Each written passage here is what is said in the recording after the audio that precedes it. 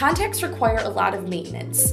The lenses need to be cleaned with the proper cleanser, and they need to be changed during the times that your optometrist recommends. It is very important to keep your hands clean and to wash your hands before and after taking out your contacts. Your lenses case should also be cleaned on a regular basis and should be changed out every 1 to 3 months. It is important to use fresh solution when cleaning your contacts and to avoid using tap water because it can lead to bacteria. You should also avoid sleeping in your contacts, especially when being exposed to bodies of water that may contain bacteria. You must remember the importance of good blinking. It keeps your eyes lubricated and avoids dryness and itchiness. Although contacts require a lot of maintenance and sterilization, they are very beneficial to people who lead active lifestyles.